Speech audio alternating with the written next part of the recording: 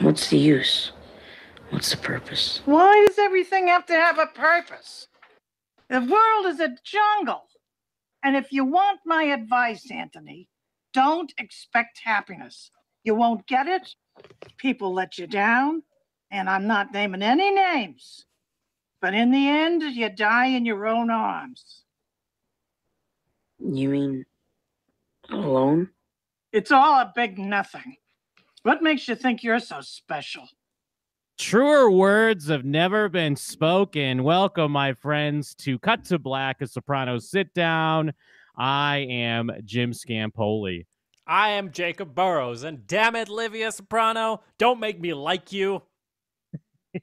She's very likable in doses. In doses, I imagine she is very, very likable.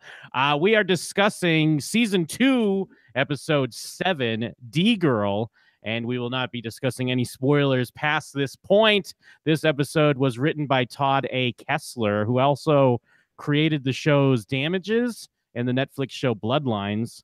This is the first we've seen of him, and he writes another 4 episodes coming up in the future. This is directed by Alan Coulter, who we've seen before with the episodes College, Isabella, and Guy walks into a psychiatrist's office, and we will see his name again. Yeah, I imagine we will. Did you see any of those other shows this writer made? I would assume not. I didn't. I have watched. I didn't finish it, but at the time, I watched the first season of Damages. Damages was a pretty decent show. I think it was one of those. Then it got canceled, then it got brought back, and then all this other stuff. I don't know where it went from there, but I remember watching the first season, and it was okay.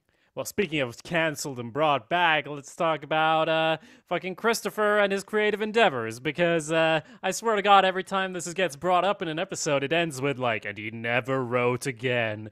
2 episodes later, it's the whole episode's about it, so I don't believe it's over, and I don't believe it ever will be over until he's a big shot Hollywood director / murderer / crazy person. Well, I mean, as we said, we won't discuss spoilers past this point.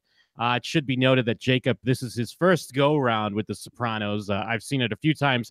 I'll just say that maybe you're right, and this might not be the last we've heard of Christopher's Hollywood endeavors. But as you may know, if you listen to this show and heard our past episodes, I'm always a sucker for the Hollywood Christopher Moltisanti. I love this angle that we get to play around with, and they get to kind of poke some fun at Hollywood. And this episode is ripe with it. Oh, yes, it is very, very ripe. I just mean, like, the very first episode of The Sopranos, I think, ends with Tony saying to Christopher, like, you either go write your screenplay or you hang with me. And Christopher, like, nods, like, oh, yeah, I'll hang with him. It's the same ending of this episode. Well, I'm glad you mentioned that, because I do believe in that scene, I think you're right, it is the pilot. He does mention that his cousin is dating a development girl, so this is kind of the payoff for that. Damn, playing the long game on The Sopranos. And actually, real quick, before we get more into the episodes, I do want to, this is a quick general feedback that we did get on the email. You can email us at showswhatyouknowshow@gmail.com from Jason G, just saying, hey guys, just found your podcast. After the first episode, I'm hooked. Easy listening, very informative, and bringing back some fun memories from the series. I've watched the entire series 8 times myself. Looking forward to making it through your catalog about the greatest show of all time. Now, he didn't specify, but I assume he's talking about The Sopranos here, and maybe not our Westworld podcast or our Handmaid's Tale podcast. Maybe he's talking about our Stranger Things podcast. So. Yeah, all of which you can find at showswhatyouknow.com. But yeah, I would also assume so. It would be hard to classify any of those as the greatest show of all time, because you don't know if anything's actually good until it's dead. Just like human beings, you don't know if they're good or bad until the very end, so I can't really say for sure on Christopher where he's going. But I feel like... If we're to believe this episode, if his Hollywood career is dead, was he good or bad? What, the career? I mean, he did snort cocaine with Jon Favreau, so, wasn't all bad. Had some peaks, had some valleys, though. Yeah, it did. But yeah, okay, so real quick, it does start out, we see a car get beeped at and go crazy and kind of sideswipe a landscaping van, and we find out AJ is up to his old tricks again. But hey, he's cruising around with some chicks at least. He's trying to sow some of his wild oats. and boys will be boys, I think, as Tony even says in this episode. But he knocks the mirror off and scrapes up the car. Yeah, very true. I mean, I know I said at the start of this season, like, wow, it looks a lot like AJ's just burst out of his shell and become a real grown-up little boy. But then all his friends look way older than him. He still looks like the little kid. Yeah, he does. Yeah, he does. Then we cut to Christopher and meeting it with his cousin and his fiance, and we find out that yes, she does work for the one and only John Favreau, which it's great because you can kind of tell in the episode. I mean, I guess he's not quite a household name, but he's pretty close to a household name now. I mean, obviously he's much bigger. He's directed Iron Man and Iron Man 2, and he's in the Marvel movies as well, and you can't get bigger than that. But like in the show, they have to keep kind of having ways to explain who he is in a way, just in case people don't know, because they'll just mention like Swingers and Rocky Marciano or whatever that movie was that he was in as a boxer. Yeah, I mean, of course, we all know him now as Rio Durant, the voice from Solo, a Star Wars story, where his most notable role. Swingers I have not seen, and also apparently the Swedish title is Du Volleybudarna, according to IMDb, which means hey, where them chicks at? So, yeah, I don't know. Swingers? I don't know, but maybe I just knew it as Du Volleybudarna, so I don't know. I mean, I guess it is. I mean, I'm older than you, clearly, and I mean, it is a '90s movie, but I just assume, like, for people that are in the game, like trying to get in on that Hollywood game, they've seen Swingers. Wannabe actor become regulars in the stylish Neo lounge scene. Trent teaches his friend Mike the unwritten rules of the scene. I still don't understand what that is about. Oh man. Well, I mean, we're gonna have to do a podcast on Swingers. I wonder if it holds up. It's hard to say if it holds up or if it plays to fresh eyes here in 2018. But Swingers is a pretty classic movie. And of course, then they did like the like spiritual follow up was a movie called Made that he directed, which has a bunch of people from The Sopranos in it. I think even Adriana and Big Pussy and a few other actors are in that. But yeah, back to Sopranos. They're explaining who he is, and of course Vince Vaughn's in it as well. Before Vince Vaughn was Wedding Crashers Vince Vaughn, and what else is Vince Vaughn in? Wait, he's in Swingers, right? Or are you saying he's in this episode and I just missed him? No, he's in Swingers because that's why Adriana keeps talking about him. Yeah, even though the D girl, she works for John Favreau, and then Adriana just keeps saying how like sexy Vince Vaughn is, and Chris clearly like kind of embarrassed by her. Well, yeah, but then later when they're talking about making his film, he's like, you know who would be great in this? Vince Vaughn, not you. So he also has a bit of a crush. Yes. Speaking of a bit of a crush, though, we gotta mention that he goes and shoos away some bothersome boys, and this the D girl really likes this. Does D stand for development? What is that? Yes, development girl. Which I guess is kind of, as far as I know, what I've found online, it's kind of a sexist industry thing, where, yeah, it is basically an intern or a girl that reads scripts and makes notes on scripts for producers. It's kind of a common entry-level job, apparently, although they're typically men, from what I've read, anyways. Yeah, it sounds like a pretty good, I mean, entry level? That's entry level? I'll do that. Come on. Showswhatyouknowshow at gmail.com. Get in touch. Well, yeah, and I mean, clearly she's turned on by the power. I mean, we've seen this with other characters in this show. I mean, we always go back to the family counselor that the Melfis had and how he was like, longing for the Jewish mafia. Like, of course, there's a reason why we watch these shows and watch these movies because we love the power of the mob. And then she's kind of in awe that he can do a cool guy whisper in the ear, and this gang of people leaves. I love that then they go back to the house, Adriana and Christopher, and they're making fun of how she dresses. Well, he does. She's all about it, but of course he's like, what was she wearing? And also, fuck this. And she's like, we should go to the set. And he's like, fuck going to the set, which plays into our next scene with them. Yes, yeah. I mean, well, do you want to just kind of follow through their thing, or are we gonna? Yeah, I mean, otherwise we're just gonna go into niche. So I think we should stick with their storyline for a bit. Why not? I mean, we show up at the set. Adriana is conspicuously missing, And we get some great lines from these actors who are real actors and everything. They pulled out the stops on this.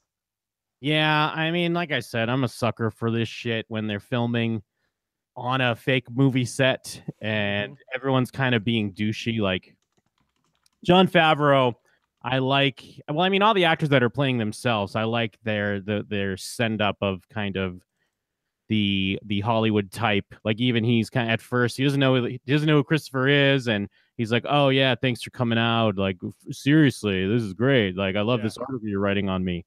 And then when they find out, oh no, this is the New Jersey guy, and they're all kind of again in awe of his stature as just Christopher Moltisanti, which we know the audience he's just kind of a schlub, like an annoying an annoying kid that messes with Tony Soprano most of the time.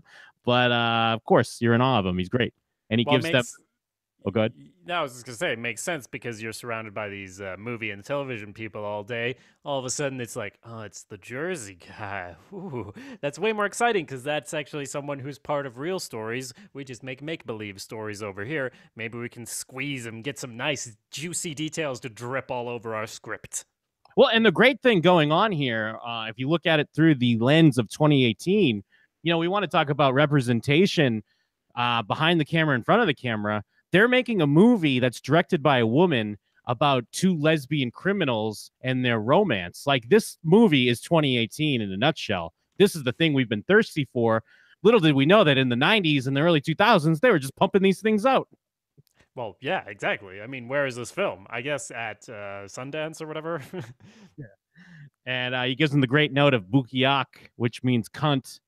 And it's just everyone's in awe of that as well. Like, oh, okay, yeah, that's interesting. We just want a word that sounds interesting. Well, yes, I am trying to find the exact episode of Jim and Them where I learned what a bugyak is, but I can't find it. I do wish I could just give you the exact line. Usually we give a vague sort of sponsorship and like, please check out jimandthem.com. But if you want to know more about the origins of the word bugyak, you can find it on jimandthem.com. Well, I mean, not to pat myself on the back, but it's Jim and Them episode 191, and it's called "Show 'Em Your Bukiak," and because it's an episode where we were going over, I believe the situation's uncle made some blogs, and that was a line that he had. Oh, the situation's dad. That's what it was, and he calls himself the confrontation. Yes, that's right, from Jersey Shore, and he calls everyone a bugyak. So that's where we know that from. But they're like, oh yeah, that sounds better. That sounds better than bitch. Wouldn't it be bad if she called me bitch? Yeah, it's way better to call you bugyak. Well, and I love they're doing things too, like Amy, the D girl. She like whispers to Christopher because Sandra Bernhard has a silencer in her gun, and she's like, silencer represents like the silence of her voice, like kind of pretentious Hollywood garbage like that when it's just some schlocky crime like Tarantino ripoff movie, but they're trying to add a lot of layers to it. Well, I was thinking they're fucking stomping all over our stomping grounds. That's what we're doing with the Sopranos. Oh, the silencer, yes, the wire that Pussy is putting on is like a silencer of a gun. And then he kind of gets to a point where he's giving them like a Jersey tour, and I like they're even in awe of him being like Coke and a slice, and they're like, ooh, Coke and a slice, like this is real. We'll have a Coke. What's this local delicacy? We'll have one of those. Yeah, they don't know how to act or anything, and they're sort of in awe and get a little story time in there as well, which is not very 2018. Not a very 2018 story they tell. Oh yeah, no, that's not very 2018. Yeah, it's about a trans woman who tricks a wise guy who then he gets acid. I mean, I guess the acid part's 2018. Aren't acid attacks on the rise? Anyways, he gets acid and he starts throwing it on her, and they see this burned up person, and Christopher tells this great story, which does come up later on. They do the movie they're talking about Joe Gallo, who I guess was an enforcer and a hitman for the Joe Profaci crime family. Oh. He ran floating dice and high stakes card games and an extortion racket and numbers game. And yeah, Christopher, of course, is making comments like, I don't see you as Joe Gallo. I mean, I could play Gallo, but I mean, I don't want to be an actor. or Vince Vaughn. And I love my favorite parts of the episode are when he's sniping at swingers, like just making comments about kind of how shitty it is. Yep. Yeah. I mean, also, the D girl says when she's telling this story, she just pitches in like crying game. And Favreau is like, no, this is not a movie. This happened to a real person. Like, but she's doing what we all do. We're like, oh yeah, reference. And actually, if you go to the Wikipedia, the cultural references section is so long in this episode because they cram in even more than is in an episode of Shows What You Know. Absolutely. Yes. And yeah, he mentions that Swingers kind of has a little bit too much pussy assness in the movie, which, Jon Favreau does say it's kind of the point. And then, yeah, later on with their scene, as we kind of go through this storyline here, Christopher shows up for a meeting and Jon Favreau is, do not disturb. I won't take calls. And then Christopher meets up with Amy again, the D girl. And they talk about his script, and it's great because we've seen like little excerpts of his script, and we know there's a lot of misspellings and garbage in it. Yep. Now they mention a line that's what I don't know whether to shit or go blind. Was that the line? Yeah. Yeah. But then he means like literally that character's gonna go blind later, like. Yeah, or maybe his dad was, or something like that. But yeah. Yeah, exactly. At the same time, I'm sure she's right with her feedback, but she says like, oh no, this needs to happen on page 2, and this needs to happen on page 90. I'm sure that is very much a thing, especially with television, because you want to hit the points as you go to the commercial breaks and everything. But I feel that way of thinking is very much out of style these days. That you have to do something by a certain page, especially if you're making like a lesbian Tarantino movie.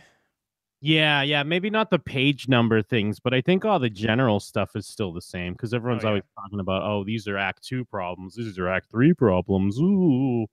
And then, like they keep like when they first walk in the hotel room, like the shot, like her panties are like on a chair. Yep. And she like moves them to the bed, but then she's like, come sit over here, and then she gets to move them again. So I guess her not so subtle signals that she keeps throwing out at Christopher, because plus she's in a bathrobe, but meanwhile it is his cousin's fiance. But needless to say, they get it on. Yes, I guess they could be different pennies. It was a very similar make, but yeah, no, exactly. They focus on it a bit, and it all escalates, and they do the deed, and it seems like Christopher's not necessarily used to a woman being so businesslike and in charge. Yes, yeah, and it's also the hint that she is getting off on being in charge of a powerful man type deal, like because she saw like how he commanded the room previously in the bar, making the guy leave, stuff like that. And going back real quick, like you said about her feedback on her script, I don't think it's right where she's saying like that it's good. Oh no, yeah. So all her feedback is not correct because it's not good. Does not have a lot of raw emotion. I guess it does have a lot of raw emotion in it, but you know. And then we finally get Christopher gets to hang out with Jon Favreau, and the scene opens. He's blasting a big line of Coke, and I think Jon Favreau says something like, "Oh, I guess we don't need coffee anymore." But then again, what are we supposed to believe that Jon Favreau's not doing Coke? Yeah, exactly. Exactly, Jim. He said he brought him like a great sandwich or whatever the fuck. Was it just really cocaine in there, or was the cocaine already in the hotel room? Oh, yes. But either way, Christopher's high, and he's trying to ask him about the script. And Jon Favreau asks him if he's strapped, and of course he is. Pulls out his gun, and he kind of wants to ask him if he's ever killed somebody, and Christopher wants him to say the words. But Christopher's just kind of getting all into it, and kind of manhandling him a little bit, alpha him, wrestling around like good friends do. Yeah, if this is how our podcast went, first off, I'm glad we're in different countries, and second off, Christopher is a fucking crazy person. I mean, I know he did some drugs just then, but he does drugs all the time. He's always doing these drugs. I guess he is. It also does cause him to like slap his girlfriend and do all sorts of dumb shit. So it's not super surprising, but it's funny how he goes from this intensely like, yeah, come on, say it, and then like stop, okay, and then he's just sitting there like, so tell me about what do you think about the script? And he's like listening so intently that Favreau is like, has to squeeze some stuff out, and he doesn't know if it's gonna go over well. Of course, Christopher looks completely crazy, but then goes like, "That's genius! I need to write that down." He's like, "Oh my god." Well, yeah, I mean, well, first Christopher has another comment about swingers, and he talks about how the acting kind of sucks because Christopher brings up how he had an acting class, and then he's like, "Well, I didn't need it though." Just another like because he's so great, basically. He's like, "I just want to work behind the scenes, you know." And then he, that's the other thing about swingers that I didn't like. He's like, "Oh, the acting." He's like, "Yeah, Tom Hanks, Saving Private Ryan. Now there's some acting." Yeah. And I love it because he brings up this. He's like, you can't really compare those. One of them's about like World War II. Another one's about guys trying to get blowjobs in Vegas. And then Christopher just says, "Well, you made the movie. I don't know." Like, it's his fault. And I love getting these little bits and pieces of Christopher's script because we find out that I believe Frankie is the main character. And yeah, Jon Favreau is like trying to find. It's probably very easy for him to talk to some, wannabe screenwriter in LA who's just desperate. And it's like, nah, kid, you ain't got it. What's this, and this? You're not nailing it. But talking to a maniac with a gun who's a connected wise guy, you got to tread lightly. And they're talking about Frankie and how he's kind of a contradictory character. But Christopher's like, should he keep the taps on his shoes? It's like some character thing flair that he's added. And then he has this breakthrough. The roof is soft tar. That's genius. Yeah. I love everything about this whole interaction. And then Favreau says something which, it's almost read as he's kind of saying it as a goof. Like, oh yeah, then the dad goes blind and he can smell the tar and he knows he did it. And of course, again, this is genius to not only just regular Christopher Moltisanti, but high as fuck Christopher Moltisanti. Yeah, no, I thought it was, I would have written that too. That wasn't too bad. I mean, comparing it to the rest of the script, Jim, this is some A-grade feedback he's getting here. This is going to really bump it up. So then we have a dinner scene with Tony and Carmilla and Adriana, and they're waiting. They're eating already, but Tony's eating already, and Carmilla is. But anyway, he shows up. He's the worst boyfriend and underling you've ever seen. I don't know if we've ever seen these four people sit down to dinner together, but just compare it to season 1 of him like, why can't I get my foot in the door? He's sitting down with the big boss. Like, Tony's now the big boss, remember? So if you're having a sit down just with him, that means you're moving on up to the east side. But he doesn't care because he's all about, I'm going to Hollywood. I'm going to be a big actor. I'm going to get Vince Vaughn in my movie. I got connects. So he pours his wine in his little bowl and leaves because they're all talking about marriage and stuff like that. Marriage and food. And to be fair, they do talk a lot about food. And not that it's easy. They do spell it out in the episode, but I wish they kind of hit on it a little bit more because it's clear that, like in the same way that these Hollywood people are in awe of Christopher because of his, connections, he's in awe of them and he's starting to think like he's in that crowd.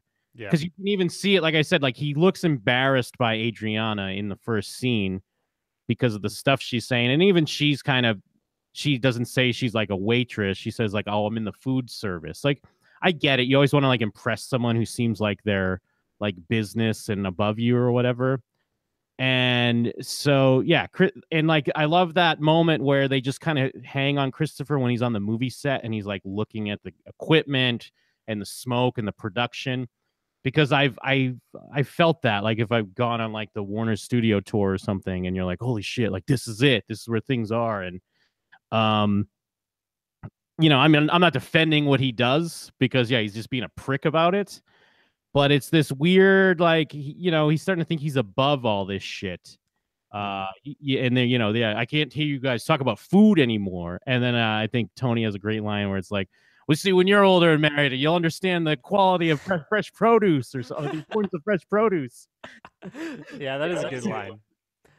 It's also, I mean, this is where Adriana spills like, "Oh, I've been so," because he storms out. She cries and says she's been so supportive about his screenplay. We get a nice camera movement moving in on Tony because he was there in episode 1. He heard what he was saying about his dumb cousin, and they've also talked about like fucking mobsters. They're either gonna rat you out to the cops or they're gonna rat you out to fucking Hollywood. Yep. And neither is really great. So that's. I mean, it's like you said, or like he's feeling like he's becoming part of something. It's the thing at the end of the episode that Tony says, you either go to whatever's calling you out there. A very poetic turn of phrase from Tony, which is also, I think, true because he already threw this away. He threw it in the trash. But Adriana kept it, and she helped bump him back towards it. She is right. She has been very supportive with it. But of course, he goes and then sleeps with her, the other lady, and doesn't do a very good job. And doesn't invite Adriana to come along or anything. So we did skip over that scene where she's upset about that, very justifiably so. Yes, yeah, she's upset because, he just kind of comes back. He's like, "Oh, yeah, I went to set, and I've been hanging out with Jon Favreau." And when she's upset, he just says, "Vince Vaughn wasn't there." Like that's the thing. Because after this, after he storms out, he does go back to Amy, and they have another tryst and kind of have some pillow talk afterwards, where he calls her, like, he says something, "Oh, you Jews got this thing on lock or something," and she's like, "Oh, have you ever been with someone from the tribe before?" And then he's like, "Oh, have you ever been with a skinny guinea?" And it's a nice reminder that, yeah, of course, your cousin, who I'm engaged to. And like, it's great though, because when he says late, like, because I don't believe any of this, even when she's upset here, and she's like, "I'm a good person," and she like goes in the bathroom. I mean, you could tell so much from her character that she just loves this drama, because it, like you were saying, their whole job is dealing with these dramatic stories, and now she gets to kind of have a little bit of that in her life. Like, I don't feel like she gives a shit that she's cheating on Christopher. And as Christopher says later on, like, even Walnuts isn't as good a liar as you are. Like, I think this whole time she's lying. Oh, yeah, that's an interesting point of view. I think she's definitely excited about this situation, excited about the murderer she's sleeping with and everything. And I think you're probably right, because I mean, much like our lives, it's all about looking at these dramatic things, and then in our own life, we go out and sort of repeat stuff we've seen in movies and TV. And this is sort of a juicy script in itself. It wouldn't be as exciting if it wasn't her fiance's cousin. And the fact that he's in the mob is, even better. Yes, yeah. And then Christopher picks up a script, and it's great because it's like you get the impression that even though Chris has been trying to write a script, he's never read one before. And, that's always good advice, is like to read some scripts to get an idea. Because he's like, "Oh, man, you could see the movie on the page." And then he finds his story has been stolen and put in the script. Or not his story, the other wise guy's story. And then she's like, "That's not the same. Your friend got blown by a seesaw or a swing set. He gets blown by the Statue of Liberty. Statue of Liberty, yes, yeah. And kind of another classic, like, Hollywood thing, like, this is completely different, We're here at a different thing. It's not a intellectual property theft at all. We changed the name of the character by one letter. Come on. So he storms off to the set, and I gotta say, like, every scene with Christopher this episode, even though it's very good, it's also got such an awkward feeling to it. Like, I know he's gonna mess something up hugely at some point, so I'm kind of pausing this episode a lot more than I would usually, and kind of like, oh, I need to do something else for a while. This is gonna go bad. I could just tell, because I do enjoy these bits when he goes into this world, but he always fucks it up.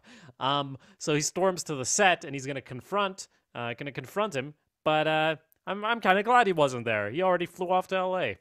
Yeah, Favreau's already gone. Like, first he starts banging on his hotel room door. He finds out he's gone, goes to set, runs into Janine Garofalo again. He has another like Italian type insult, and then she's like, "What's that? Is that good? Can I use that?" Like it's classic. Like, oh, just always looking for something that's unique, something that's real. We're always searching for something real. Yeah. And then it kind of leads to a big fight at an agency where Amy's waiting because he can't get a hold of John, and he's still trying to get them to take this story out of the script. And Yes. and then he asks about his own script, and she's like, based off what, Mickey Blue Eyes, I think it was, based Yeah. off Mickey Blue Eyes' first weekend foreign. We're on a wait and see on mafia projects, but hey, we will we will definitely read anything else you write, or we'll give you like the time of day, basically. And I think the only real moment from this character is when he calls her a D girl and she gets pissed and says, "I'm a fucking vice president, you piece of shit," or whatever she calls him. Yeah, because before that he says, "Nobody lies as good as you," and that's almost a compliment, I guess, compared to a D girl, which again I didn't know what that is or why that's insulting, but she takes it as an insult for sure. Well, because even before that, like when Christopher's like, "I really liked you," and she's still trying to manufacture a moment. She's like, "Oh, this is very William Inge." Well, I guess it's a playwright. I had to look him up. I didn't know the reference offhand. I'm not gonna pretend I did. But even Yeah. that, trying to make like she's doing the thing. She's like earlier in the episode when she mentioned the crying game. She's trying to just relate it back to some other piece of media. Yes, which is what we do in life and in movies as well. So this is how you do references. You don't do a Ready Player One, and you just put them all over the place. Just make the character obsessed with it, and it'll work out nice for you. Even if Jim and I both had to Google who that playwright was. So at the end, I mean, the only part left of this storyline Yeah, I think is we should get to the end of this storyline. Will circle back. I yeah. think we should go back through the other story because they kind of like connect in a weird way. Yeah. So, do you want to go back now or just, I mean, the only thing is he decides, I guess, mafia life's for me after all, just like it always was. Yeah, yeah, exactly. But yeah, we go back. I mean, as we say, AJ scuffs up the car, and then he's kind of getting yelled at by Tony and Carmilla, and he flips it on him because he starts getting existential about life, and there is no God, and life is absurd. Yeah, it's like they decided he had to have a personality all of a sudden, or I guess like a lot of teenage boys decide they need to have a personality after they read something. And yeah, he just talks about how what's the point of life? Death shows us the ultimate absurdity of life. He's been reading some Nietzsche. Well, it's great because here, when he first does it, I get the sense he's just doing it to get out of being in trouble. But Yeah. then you start to see like maybe it's really starting to sink in, as he's like, talks to his grandmother and stuff like that. And then yeah, Meadow has to come in and kind of break it down because Tony doesn't know how to handle this. He's just like, "Oh, I'm gonna put you through that fucking wall." Like, is this what they teach you in that school? Like, Yeah, I mean, Meadow comes in and drops that he's been reading. He got assigned The Stranger. Yes, so of course he's gonna start babbling all this weird stuff. This is what education looks like, and they don't really like that. And he just start. I mean, this is where this is in our Sopranos sitcom, by the way. Hashtag Sopranos sitcom. This whole sequence, everything he says, the expressions on their faces, the way Tony and Carmela sort of look at each other after he says, "Why were you born?" and stuff like that. All of that. Just put some laugh track on there. We got a viral hit to go. Nobody steal our idea, or if you do, give us the monetization money. well, I mean, it's legitimately a great joke because when Yeah. Meadow says, one must choose in life between boredom and suffering, and then I forget what he says. AJ says something, oh, confirmation or something is boring, and then Tony's like, well, the other option's suffering. Like, it's such a great retort and like kind of a sitcom line, like callback. Yeah. So it does completely work. Yes. I do like the vibe of this, and also, I mean, their kitchen, as we've said, it looks like a fucking sitcom kitchen. So I mean, shall we mention that Pussy is getting a bit pushed, well, very pushed by the FBI agent who all of a sudden doesn't want to go meet in some store. He wants to come to his house so his wife can see him and everything and yell at him about wiretapping his illegal business partners, which is kind of out of line. He does say, oh, you're pushing me just because you're getting pushed by someone, which we can totally tell because all the FBI guys in this episode are like yelling and screaming, and there's a chopper in the background later, all this stuff. Intense. And yeah, he keeps asking about it was like a car bomb or some sort of explosion that killed somebody, and he's trying to get information from Pussy on it. Now, it is very interesting, this shot, because I mean the scenes at Big Pussy's house, but apparently he lives like at a cemetery, or there's like a cemetery in the back. So I mean, Big Pussy obviously is flirting with death here. So there's a nice little visual nod to that. It's the way the scene's set up and just the way his shot is. Yeah, I mean, he is facing out, like looking out over the graveyard, basically, and we don't need to see his face because we know what he's facing when he's looking out there. And yeah, the guy says, you don't act like a guy facing 30 to life for selling H. So we have a little more background on why he's snitching up like a motherfucker. Yes, yeah, and then we got Tony and Melfi, and Tony's kind of going over what he's dealing with AJ, and there's another great line when Melfi says like, "Oh, it looks like young AJ's found existentialism," and then Tony just goes, "Fucking internet." Well, I don't get what that means. I guess that he would. What does that mean, really? It's funny to me because it's either way. Like either Tony doesn't even know what that means, and he just assumes it's some weird thing he found on the internet. Like when she says like he's found it, like oh yeah, literally found it, or it's just because he's on the internet, like getting into shit he shouldn't be getting into. It's just I don't know. I don't fully get the intent, but like either way, it works really well for me. It made me laugh.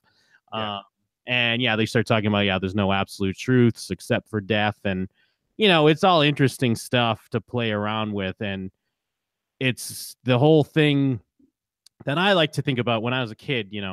When you're a kid, you assume when you're an adult, like things open up and you figure stuff out a bit more. And it's not until you're an adult when you realize it's not like that different. And this is kind of that, because the kid thinks he can talk to his dad or ask his dad some of these questions and get some sort of answer. But Tony's fucking just as confusing. He doesn't want to think about it. So yes, I thought Melfi was intentionally transitioning it to talk about Tony and his point of view because he's expressed these sorts of ideas regarding death and stuff before, because she is describing what he's feeling, but they don't frame it as her making it about him, or if she does, she's so subtle about it that he actually gets to have the moment of like, oh, I think the kid's onto something. Yes, and excuse me if I'm mistaken. Is this when do they have another scene where she brings up his mom? That is in this scene as well. Okay. Do you think that type of talk about your mother being dead to you could lead to this? So that's here, yeah. Okay, good. Yeah, so that kind of ties in as well. Let's see. Oh yeah, then Tony has to take AJ for a ride to go see Big Pussy because he's getting ready for his confirmation. Now, I grew up Catholic. I was never confirmed though. So I don't even know like a sponsor. I mean, I guess I was a godfather for my cousin's son. I don't know if he got confirmed, but I was the godfather there for the baptism. I assume the sponsor's a similar thing at the confirmation. I don't think it's the same thing. I mean, it's a similar thing. I'll also say, interestingly, even though Sweden is Lutheran, confirmation is quite common. Although I didn't do it, my brother did it. Yeah, you go and do a thing, and you get a bunch of presents. Basically, is what that is all about. Of course, if it's Catholic, it's going to be more rules heavy and intense, like most things. Yes. But yeah, your sponsor, I guess you gotta get. Who knows? It's pussy anyway. Yeah, the only reason why I thought it because then later in the episode, Tony goes, "Hey, where's the Godfather?" But I guess you could be both. But yeah, Tony has to kind of ride in the car with AJ, and as we find out when he gets to Pussy's garage, it's like miserable for him. He doesn't want to do it because AJ's still on his same kick, but he's also showing anger because he like punches the window at one point because he doesn't want to get confirmed because there is no God, and Tony has no answers for him. Yes, and when he shows up or when they arrive, Pussy's like, I mean, he says about how do you think you're gonna act like that? I don't know what he says. He's like, what were you thinking? You gotta learn to respect the value of things. And then he gives him money, like the dumbest thing ever. Like, here's some money to go buy a soda, and he goes and buys soda and some chips as well. So that's kind of interesting. It seems like a very these kind of people thing to do. They don't really know how to deal with kids, obviously, because they just want him to get out of there and give him some money. But it's like he does a bad thing, you just gave him some money. So yeah, Well, yeah, and then again, like very comedic because Tony's like, his grades aren't even good. He got like a C, two D's, and an F, and then he AJ comes walking back up, and then Pussy's like, "How are you doing in school?" He's like, "I got a C, two D's, and an F." Like he just he doesn't care. It's not a big deal. yeah. And yeah, he got his soda and fucking chips now. So yeah, Big Pussy has his sponsors trying to kind of take AJ out and kind of get him talking, get him out of this funk that he's in. Have we seen Big Pussy's auto shop before? The only maybe when they had to find the teacher's car, but then Right. again, I don't even know if they were at the shop then or not.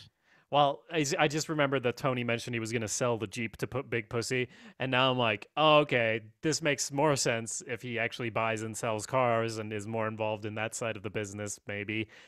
Because if otherwise it would just be like, Pussy definitely wants a truck, and I know he does because he needs a really big car. But no, it was like he deals in cars. Yes, yeah, he does because they did establish that in the one when they had to get AJ's teacher's car because he typically chops them down or does whatever, and then they got those guys that stole it, and then they painted a new one. The whole thing. The other sitcom episode that they had. So then we get to the batting cages with that's Pussy's son in there hitting them balls, and they get to have a moment of teenage connection where he corrects his pronunciation. It's Nietzsche. And gives him a little bit, hey, no, but Nietzsche was just copying this and that and blah, blah, blah, and gives him some more, which is also kind of comedic because it's like, of course, every teenage boy starts to question life and think they're the, they're the ones who are figuring life out.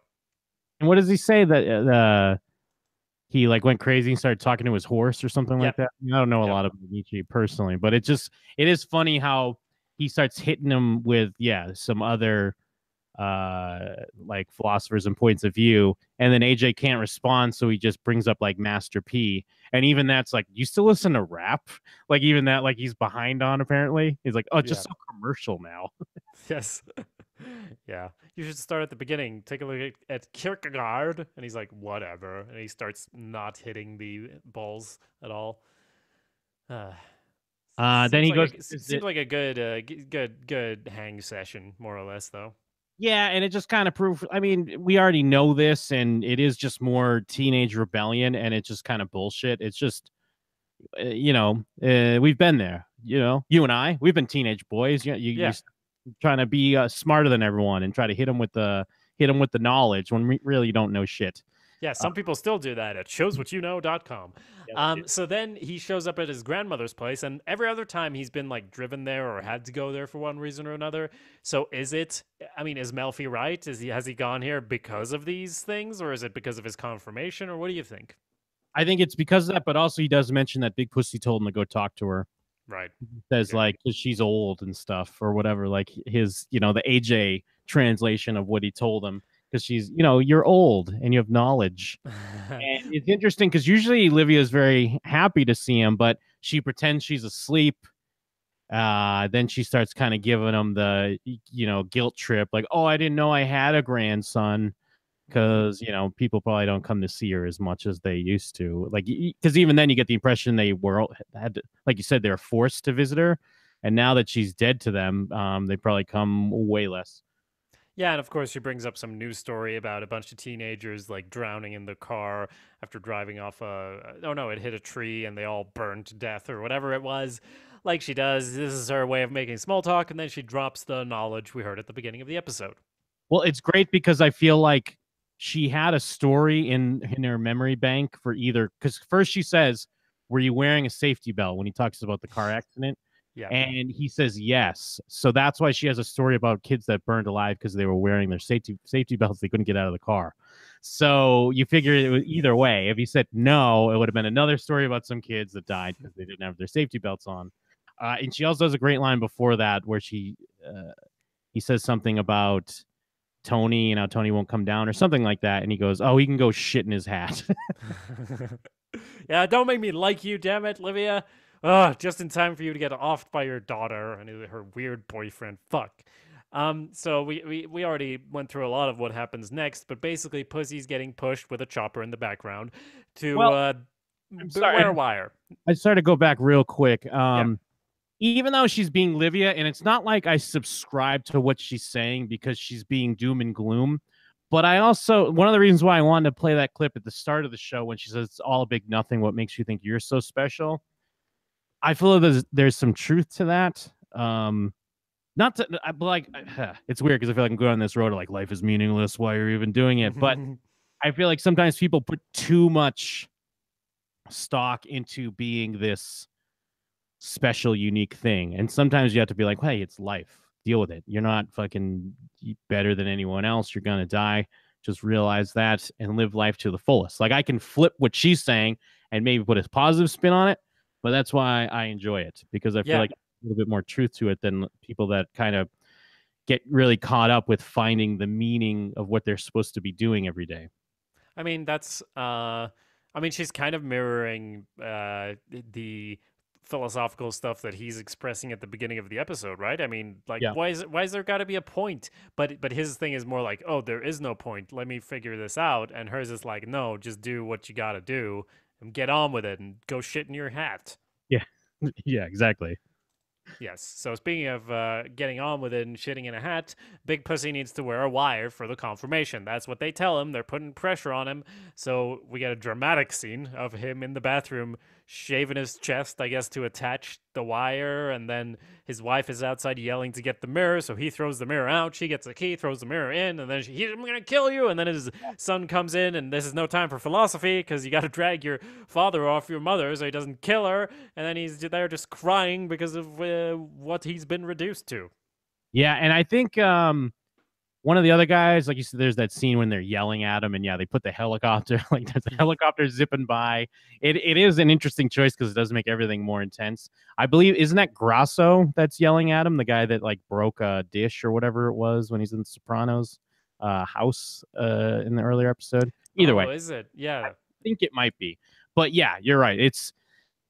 We've already heard from Angie's side of how, you know, she's kind of disgusted with her husband now. Yeah. But then even though, yeah, he's trying to murder her, I guess, trying to beat the shit out of her. But I still feel, obviously, you feel sorry for him because he has all this shit going on. And it's just that he's freaking out because he doesn't want her to know that he's trying to put a wire on to go to the confirmation. Yeah. Yeah. But yeah, we find out he does because we get some nice shots of them out in their traditional command center little van, probably listening in on all the conversations at the after party, where he shows up and gives Tony a big hug. And I can't help but remember when he came back and they hugged and he was patting him down. Basically, he is now wearing a wire. I almost thought later when AJ hugs him that he was gonna. I mean, I'm still not ruling this out that he next episode says to Tony or probably to Livia, like, hey, does Uncle Pussy have a pacemaker that's on the outside? And they're going to be like, what do you mean? Well, I felt this pacemaker thing. I don't know. It was on his chest. Something like that's probably going to happen. Because yeah, they have used AJ a couple times. And even though we're only in the middle of season 2, he has been kind of the rat, the unknown rat a couple times. Yeah, you say rat, I say secret mastermind. We'll see where this all goes, where it all ends. Christopher's in Hollywood, but AJ is the president? We'll see. And I mean, we do get a quick glimpse of Richie and Janice in this episode too at the party, but things are like a lot more lighthearted, and it's like, hey, Richie, bars that way. We lock up the silverware, and then Richie's like, are you? Yeah. Yeah, it is a nice reminder to get to see it outside the episodes where everything's so intense, because you understand why he didn't just kill him when he should have in the first episode he showed up in. Yeah, and then we of course AJ's still up to no good because they find him smoking weed in the garage during his confirmation party, and I think Carmilla says, "What kind of animal smokes weed during his confirmation?" And AJ's like, "I don't know." He should have said like, I don't know, zebra or something like that if you wanted to be with even cooler. Uh, but yeah, I mean, AJ, what a fucking party animal, stealing cars, smoking weed, reading philosophy. Who wouldn't want to be this guy's friend, right? Yeah. And yes, so it leads to, Tony's he doesn't know what else to do now. And he tells Big Pussy, like, hey, maybe you need to talk to him again. Like, this is like the second time we've seen him turn to Big Pussy, maybe to help AJ out a bit more, maybe thinking this more neutral party can get to him. And of course, it just more leads to Big Pussy kind of having to speak out loud how long and true him and Tony's friendship has been, telling a story about his sister, I believe, what had meningitis, and Tony would go with him every day to the hospital and kind of really stick by him. And of course, here he is in this position wearing a wire and betraying his friend, and everything's kind of coming to a head for poor Sal Bumpensero. Yeah, yeah. Poor little rat. Rat fuck. Yeah, exactly. I mean, this is Tony really takes a back seat in this episode, by the way. I mean, this is Christopher's episode and it's Pussy's episode. And AJ, it's more AJ's episode than it is Tony's, which is a change of pace that we're not really used to. I mean, it'll often switch away and focus on something different, but maybe not focusing on like three different characters. It might be like Christopher in the foreground and Tony's doing something in the background, but it really feels like Christopher, then we got Pussy, then we got AJ, and then Tony, he's just, he's worried about the importance of fresh produce over here.